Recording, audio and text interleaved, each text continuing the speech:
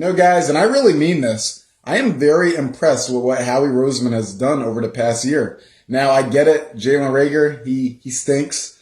But let's analyze what Howie Roseman has done since the 2021 offseason. He swindled the Indianapolis Colts. He got a first-round pick and a third-round pick for Carson Wentz, who was coming off a horrendous season, by the way. A trade that the Eagles almost certainly won because the Colts gave up and shipped Wentz off to Washington after one season. He got Darius Slay some help with Steven Nelson. He had the sense to trade up in front of the Giants to take Devontae Smith in the first round. And I don't care what any Giants fan tells me. I know that they were going to take Devontae Smith. They traded back immediately after we took him. He took a huge gamble and swiped Landon Dickerson in the second round, a pick that was unpopular because of Landon Dickerson's injury history, but that's panning out so far. He's made some very good moves. So now that brings me to Jonathan Gannon.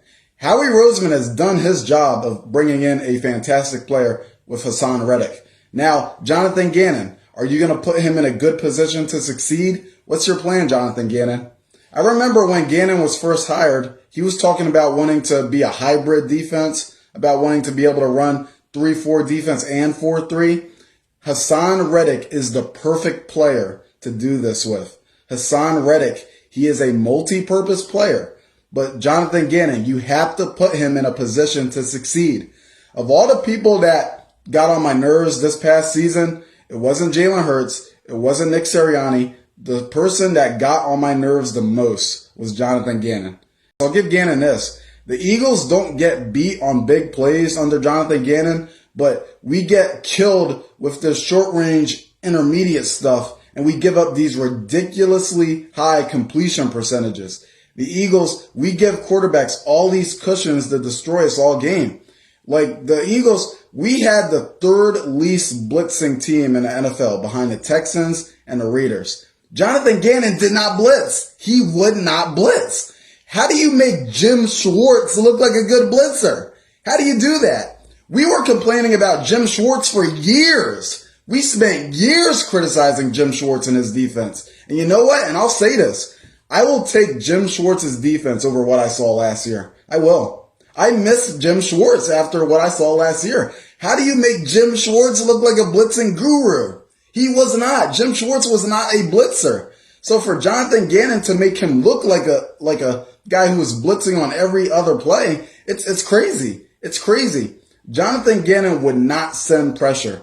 And it was so frustrating because I saw glimpses of him actually figuring out what he was supposed to do. For example, in week 8 against the defensive line, I just messed it up. In week 8 against the Detroit Lions, Gannon was sending all the pressure off of Jared Goff in that game. He was sending everybody after Jared Goff. He had all the guys in the front. He even was sending linebackers like Alex Singleton. And then the next week, the very next week, the Chargers, there's no pressure at all on Justin Herbert. The Chargers game was the worst. Justin Herbert was 32 of 38, and he was untouched that game. He was untouched. I think we hit him like one time in that game. It was a blitz. Steven Nelson hit him. We got a penalty for it. And then we didn't try him for the rest of the game.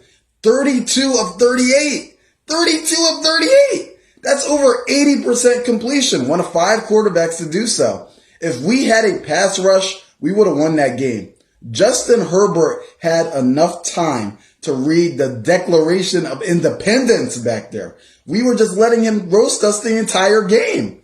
It was 1 week after Jonathan Gannon, he sends the house to go after Jared Goff. And then 1 week later, he doesn't send any pressure after Justin Herbert. That was the stuff that I could not stand. That's what made me mad about Jonathan Gannon. And I'm going to be honest, I would personally love to see Jonathan Gannon get fired. I would definitely take Vic Fangio as defensive coordinator, but it looks like Gannon is going to get a second year. So you know what? It was his first season. I'll give him another chance. I wasn't a fan of his defense, but let's see what he does in this second year. He has a player that he could pull off this system with, this hybrid defense. You got to put him in a position to succeed, Jonathan Gannon. So take care, everybody. Go Birds.